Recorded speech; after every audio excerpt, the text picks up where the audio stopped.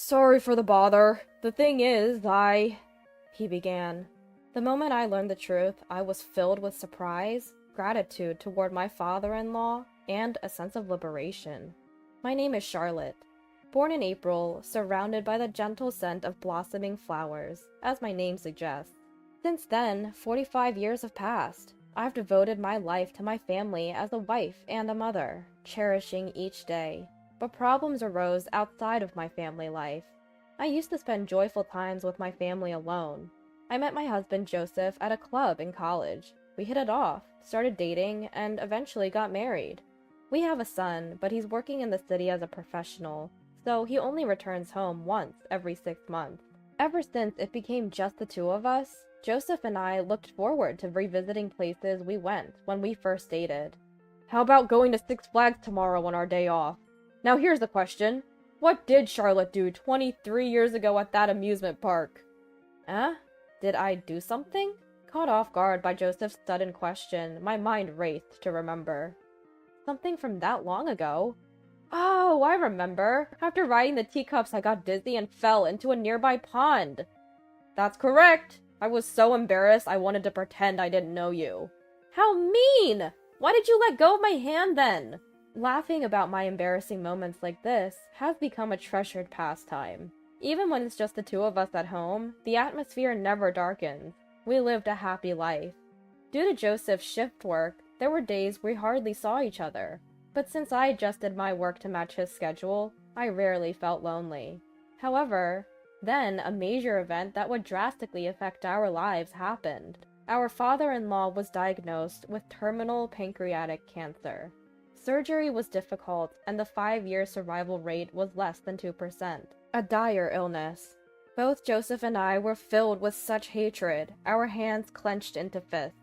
When a loved one suddenly falls ill, you wonder what you can do. What's the best course of action? And your mind goes blank. Joseph has a sister living in the neighboring town, but she doesn't know about this yet. Deciding to inform her soon, Joseph picked up his smartphone and made a call. After 7 rings, a loud, shrill voice echoed through the receiver. Why are you calling now of all times? I'm busy preparing dinner. We have something important to talk about. We'll come over tomorrow evening. Despite her complaints about the sudden development, this wasn't the time to worry about such things. After conveying the necessary information, Joseph hung up. Joseph normally didn't pay much mind to his free-spirited sister-in-law, who rarely shows up at family gatherings and doesn't quite mesh well with his personality. But this time, things were different. The next day, we hastily took the day off and headed to her house. When we rang the doorbell, her husband, not the friendliest of individuals, was the first to answer. He opened the door without changing his expression and looked at us with an intimidating stare. Not a pleasant feeling. In the living room, she cast a cold glance at us. Despite not having seen each other for 6 months, she treated us worse than strangers. Amidst this, Joseph fixed his intense gaze on her.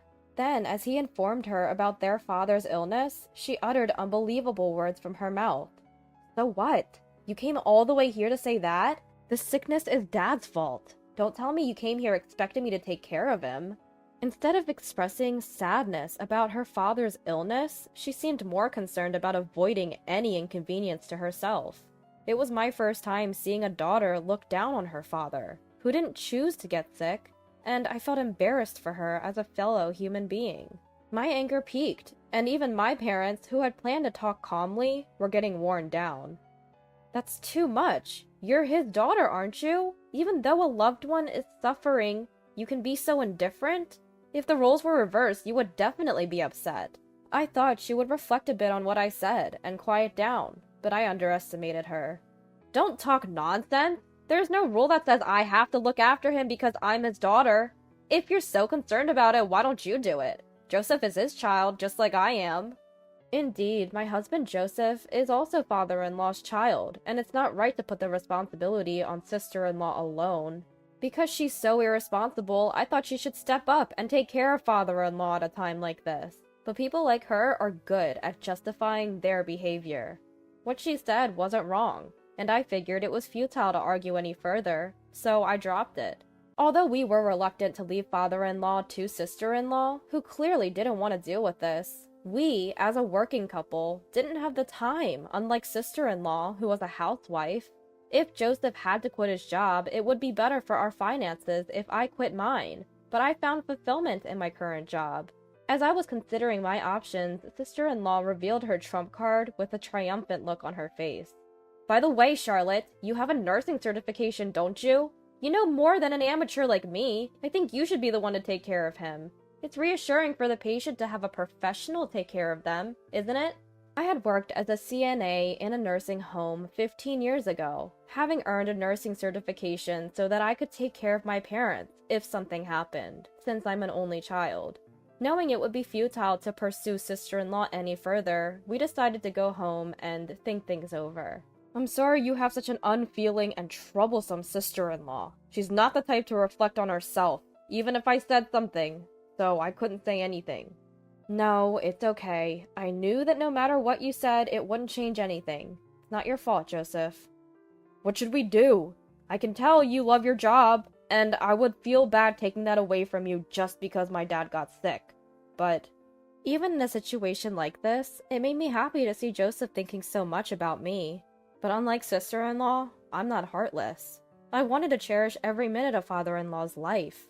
It's okay, don't worry about me. I can figure out my job situation later. The most important thing is I met you, thanks to your dad, so I want to express my gratitude. Holding Joseph's hand, I saw his eyes welling up with regret. Let's face this together. Seeing Joseph's expression lighten a bit, I geared up to tackle the bigger problem. The biggest issue here is money, isn't it? While chatting with Joseph, it turned out that my father-in-law had only signed up for the cheapest insurance available. That meant the guaranteed expenses would be minimal, and we'd have to pay out of pocket for necessities. Well, his daughters definitely won't offer to chip in, he said. And they should be contributing more if they're not going to help take care of him. Their lack of dependability was disheartening, even though I hadn't expected much to begin with. Caring for a sick person requires mustering up your own motivation when it's at rock bottom. It's not an easy task. It was a battle against myself. The next day, I decided to step away from my work in the bar kitchen, where I'd enjoyed the camaraderie and hard work alongside the younger staff. When I explained the situation, everyone was understanding, though their disappointment at my leaving was palpable. "Please come back when you can," they said. Those words gave me strength and became my motivation for what lay ahead. With that, I headed straight to the hospital where father-in-law was waiting. Arriving at the hospital, I saw father-in-law from behind, quietly facing away from the entrance. I couldn't tell if he was staring out the window or sleeping, but his loneliness and sadness were palpable, and I couldn't find the words to speak just yet. After about 30 seconds, I took a deep breath and walked closer to father-in-law. As I tried to figure out what to say and how to say it, father-in-law spoke first. "Charlotte, thank you for coming. I'm sorry to be such a burden." His face softened as he greeted me, but quickly his eyes filled with worry, and his expression darkened. He was so considerate, despite his illness, and it angered me that his own daughter, sister-in-law, couldn't bother to be here. "Please, let me know if there's anything I can do for you." I knew I couldn't understand the pain of his illness, but I wanted to support him as best as I could. Once I'd finished my morning chores, I'd take a 40-minute journey to the hospital each day. I'd always driven to work, but now I opted for the bus to maximize my time with father-in-law, even if it meant cutting into my sleep. The bus rides were soothing, providing a brief respite and rejuvenation for the challenging days ahead. As I watched father-in-law's vitality diminish day by day, I devoted my heart and energy to making him comfortable. The medical procedures, including IVs and medication, were necessary, but not simple. Unlike a routine IV for a cold, a catheter had to be placed near his heart via a surgical incision below his collarbone. The sight was distressing, but it was the best we could do for father-in-law, who wasn't a candidate for surgery. "Try this," I offered, handing him a Walkman. Father-in-law loved karaoke and had even won local competitions with his amazing voice. He used to practice daily by singing along to his CD player, but his hospitalization had put an end to that. Wanting him to keep his passion for music alive, I loaded his favorite songs onto the Walkman as a gift. He immediately put on the headphones and pressed play. His face instantly brightened. I thought I wouldn't be able to listen to music anymore. Thank you so much. Now I have to win another karaoke competition when I get discharged." Seeing father-in-law smile, I felt a bit relieved. Even amidst the unfamiliar hospital atmosphere and daily tough treatments, father-in-law never complained. In fact, he was more worried about me. "Sorry for causing you trouble and expenses. I wish we had traveled more with you and Joseph. I've always wanted to go to that place." Then he took out his mobile phone and showed me a picture. There, countless lavender flowers were blooming in all directions. Wow, that's beautiful. "This place used to be nothing but fields, but after urban development, it turned into such a beautiful spot. This flower is my favorite." Seeing father-in-law's eyes sparkling, I wanted him to get better even more urgently. From then on, I decided to stop by a florist before going to the hospital for father-in-law, who loved flowers.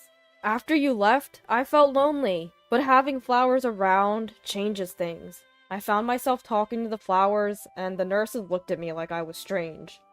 We had a good laugh over this. 2 weeks later, a feeding tube was attached to father-in-law, who had been eating normally until then. You could visibly see his body turning more yellow. His voice, calling my name, lost its energy. I had to suppress my fear and act strong, which was tough. I hadn't expected him to become bedridden in just 2 weeks after the cancer diagnosis. I was painfully aware of the dreadfulness of the disease. I wanted to say, "Stay strong, Dad," but I knew he would be the most frustrated. He probably didn't want to admit that he was weak, and would be blaming his body for not listening to him. His smile, showing strength at times, was a saving grace for me. I would often excuse myself to the restroom, unable to hold back my tears. I'd wash my face with cold water to cool my flushed face, and then return to his room. Joseph also spent some quality father-son time with him, during his breaks or on his days off. I would enjoy some quiet time alone at a cafe in the hospital during those moments. Father-in-law, who was always kind to me, seemed even happier when talking with his son. So I decided to give them as much time together as possible. An hour later, when I returned to the room, the two were discussing insurance money. "I want my modest insurance money to go to Charlotte, who's taking great care of me," father-in-law said, turning towards me. He had changed the beneficiary to ensure that I would get the money in case something happened to him. That's when the hospital room door flung open with a bang, and sister-in-law stormed in, hurling abuse. "I heard your conversation. Why did you change the beneficiary to her? It used to be me. Change it back immediately, or I'll spread the word that you're the worst father ever." Both Joseph and I couldn't believe the childish words she was saying. However, to our surprise, father-in-law defended sister-in-law. "All right, I got it. If you feel so strongly about it, I'll change the beneficiary back to you. But in return, promise me you'll stop saying hurtful things to Charlotte. She's the wife of my beloved son, Joseph. I won't tolerate her getting hurt, no matter what happens." Perhaps sister-in-law really loved money, to the point of obsessing over it. It wouldn't be an exaggeration to say that's all she thought about. Once the father-in-law said that, the sister-in-law nodded quietly and left the hospital room. I wanted to follow her out of disbelief, but was stopped by my husband and the father-in-law. So I reluctantly sat down on a chair in the room. However, I couldn't help but notice something off about their behaviors, leaving me with a big question mark floating in my mind. "Hey, why are you guys laughing?" In response to my question, my father-in-law began to explain the truth between chuckles. "That silly girl really believed all my assets were tied up in insurance and went home. Your plan worked well, Dad." Then my father-in-law took out 3 bank cards from a locked drawer and handed them to me. He told me they held a fortune beyond my wildest imagination, which left me speechless with surprise. I knew the father-in-law was wealthy, but a new question popped up in my mind. Why was he only enrolled in a single minimal insurance plan? However, it was a decent plan that would give him $10 million in the event of his death. "All my assets are on these cards. I know I don't have much time left, so I want you two to use it. I'm sorry for all the expenses I put you through, with my hospital bills, flowers, and clothes. No. The money we spent isn't a big deal at all. We can't accept such a huge sum. It would feel like a punishment. Just take it as a token of gratitude for taking care of me. And remember, keep this a secret from her. It seemed that just like us, the father-in-law didn't think highly of the sister-in-law due to her selfish behavior and lack of family consideration. That's why we had decided to leave her only the bare minimum if anything happened to him. Won't you accept my offer? Faced with their earnest gazes, I found it hard to refuse. I felt guilty, but agreed, nonetheless. 2 weeks later, in accordance with the father-in-law's wish to spend his remaining time in a more home-like environment, receiving palliative care, we moved him to a hospice. We contacted the sister-in-law just in case, but her only response was a curt, "Good for you." It was truly an eye-rolling moment. Despite the sister-in-law's absence, the warm conversation between the three of us continued. "I'm sorry for causing you trouble with my secret, but there's one more thing. Did you know my father was Martino Aaron?" "What? You mean the famous singer? I've seen him on the hit nostalgia song show." "Are you serious? That's news to me." This was big news. Even Joseph didn't know. Apparently, it was not public knowledge that the father-in-law was Martino Aaron's son. He was a secret child, and because Martino Aaron was a public figure, it was kept under wraps. However, Martino Aaron apparently doted on the father-in-law behind the scenes and shared his wealth with him before he passed away. "When I'm gone, go here." Saying that, the father-in-law handed us a piece of paper. It only had an address written on it, and we had no idea what it was about. He kept evading our questions for more details. A month later, after living his final days at the hospice, the father-in-law peacefully passed away. "Father-in-law," I sobbed, calling for him one more time, but there was no answer. Gratitude welled up in me for how he had always treated me like his own daughter, and tears streamed down my face like a waterfall. As we stood by father-in-law's side, leaning on Joseph for support, we watched the doctor and nurses do their work. At the funeral, sister-in-law arrived and began crying loudly. A stark contrast to the attitude she had shown us previously. She was talking to the attendees as though she cared deeply for her father. I wanted to tell everyone that all sister-in-law wanted was money, but doing so wouldn't make father-in-law happy. So I decided to think of sister-in-law as a stranger, which somewhat eased my mind. Of course, after the funeral, sister-in-law didn't interfere with us, and we didn't bother with her either. A week after father-in-law's passing, Joseph and I headed to the location written on the piece of paper father-in-law had given us. The sight that met us was astonishing. "What is this?" Both Joseph's and my voices overlapped. Before us stood an enormous, opulent mansion like nothing we'd ever seen before. Unsure of how to proceed, we decided to walk around the vast gardens first. A woman emerged from the house, and I was so surprised I fell backwards. I'm sorry, I didn't think anyone was here." The woman in front of us wore a kind smile as she invited us into the house. The interior was so extravagant, with marble, diamonds, and ornate decorations. It felt like we had stepped into a dream. The woman guided us to a room with plush chairs where we sat down. As I hurried to understand the reality of the situation, the woman began to speak slowly. "I've been the caretaker of this house. Your father owned this place and used it to entertain his friends from time to time. Every time someone would visit, I would come to assist. However, there's no longer a need for me to come here. Your father's final wish was to hand over the ownership of this house to you, Joseph and Charlotte." After saying this, she handed us a set of keys, a map of the house, and a notebook detailing the location of various valuables. She added, "I'm glad to have met the people your father treasured the most. I wish you happiness." After these words, she left. 2 hours of investigating later, we found a letter from father-in-law in a desk drawer in the study. The letter stated that we could live in or sell the house as we wished. There was no way for us to express our gratitude to father-in-law, who left us not only a fortune, but also this grand mansion, as he was no longer with us. All we could do was continue living in this world, for father-in-law's sake. The following month, we decided to go to a hotel father-in-law had wanted to visit for 15 years. On our way, we played father-in-law's favorite music and spoke to a photo of him. Father-in-law, we're finally going on a trip together. Let's have a blast today, I said. Suddenly, a leaf fell and stuck to our car window, shaking lightly. It felt like father-in-law had answered us, which made me happy. 3 hours later, we arrived at the historic hotel father-in-law had spoken of, nestled in a quiet spot surrounded by peaceful nature. Photos of several past presidents adorned the walls of the hotel, signifying its recognition and importance. After we were shown to our spacious room, we sat down on the sofa, savoring the welcome drinks and fresh fruits.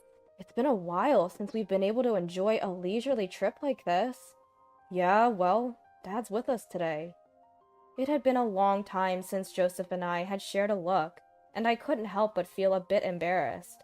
After enjoying the spa and exploring the hotel, it was finally time for the meal we were looking forward to.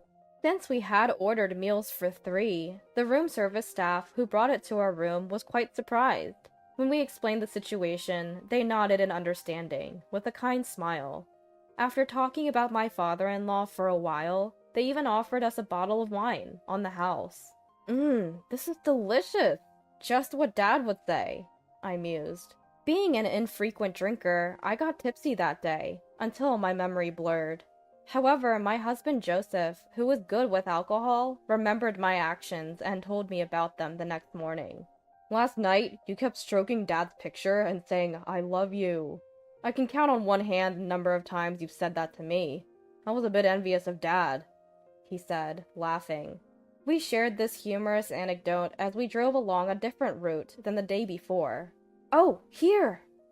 There, lavender was blooming as far as the eye could see. There was no mistake.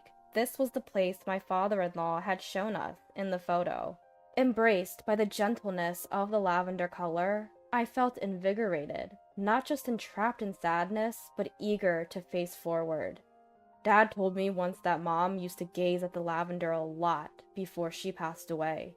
Realizing that my father-in-law had brought us here out of love for his wife touched my heart deeply. Since then, we've started bringing lavender to the grave. The lavender has become a precious flower for our family, warming our hearts and bodies. Once we returned to our normal lives, we started spending our weekends in the luxurious house my father-in-law left us. Thanks to this, every week felt like a vacation. My love for Joseph deepened, and my gratitude to my father-in-law overflowed. I can't count how many times I wet my clothes with tears of joy. Fast forward a month later. It was a weekday around 7 p.m. After Joseph came home and took a bath, I was preparing dinner when the doorbell rang. When I checked the monitor, I saw my sister-in-law. She rarely comes to our house. I wanted to pretend we weren't home, but with Joseph's car in the driveway and the lights on, that wasn't possible. As I was hesitating, the impatient sister-in-law began to pound on the door. Worried about the neighbor's eyes, I turned off the stove and hurried to the door. As soon as I opened the door, my sister-in-law started yelling before the door fully closed. "Where the hell are you two on the weekends?" It seems she came to our house over the weekend, but Joseph and I were not there. I couldn't tell her why, so I remained silent, while she glared at me threateningly. All right, come this way." I didn't want her lingering at the front door, so I led her to the living room, intending to let Joseph handle her. Just then, Joseph, fresh from his bath, came to the entrance, and I sighed in relief. "Sis, what brings you here around dinner time?" I appreciated Joseph's forthright approach as I watched the two of them. He led her to the living room, and the conversation continued. "I came to light incense for Dad at the family altar over the weekend, but you two were nowhere to be found." Her self-righteous tone still irked me. Then, out of the blue, Joseph dropped a bombshell. I actually spend my weekends dating Charlotte, trying to pass on all the love that Dad gave me. Sorry if this doesn't sit well with you. A sister who has to deal with her husband being lovey-dovey with another woman." My voice and sister-in-law's overlapped in shock. "What?" Sister-in-law was visibly shaken by this unexpected revelation. "There's no way! What are you talking about? There's no way he could be interested in any other woman but me!" Immediately after, Joseph took out his mobile phone from his pocket and showed a picture to sister-in-law. Curiosity piqued. I peeked at the photo, and sure enough, it was sister-in-law's husband, arm in arm with another woman. Sister-in-law's fury and sadness reached a peak, and she seemed to stop caring about me and Joseph. As soon as she got the picture forwarded from Joseph, she stormed off. The next day and the day after, when I asked Joseph, who didn't talk about sister-in-law, what happened to the couple, he said he didn't know because he had blocked sister-in-law's contact. "I don't consider her a sibling anymore. All I want is to live a peaceful daily life with you." Fast forward a month. While out shopping with Joseph as usual, we bumped into a neighbor from where sister-in-law lives. Apparently, the sister-in-law couple was in the midst of divorce discussions, with the husband completely out of love with sister-in-law, and a reluctant sister-in-law still not wanting to split, despite the infidelity. As much as it sounds like a tough situation, I've decided to stop worrying about sister-in-law and just focus on living my own life. As long as I have Joseph, I have nothing to fear. Father-in-law always used to say, the key to happiness is to laugh a lot and sing out loud. I'm going to go back to my old job soon, but I plan on adhering to father-in-law's advice and enjoying life to the fullest, even for father-in-law's sake. Joseph and I both love to sing, and we've promised to participate in a karaoke competition together. Our goal? To make it to the same podium that father-in-law did, to reach the top. As we let our singing voices resonate towards the heavens,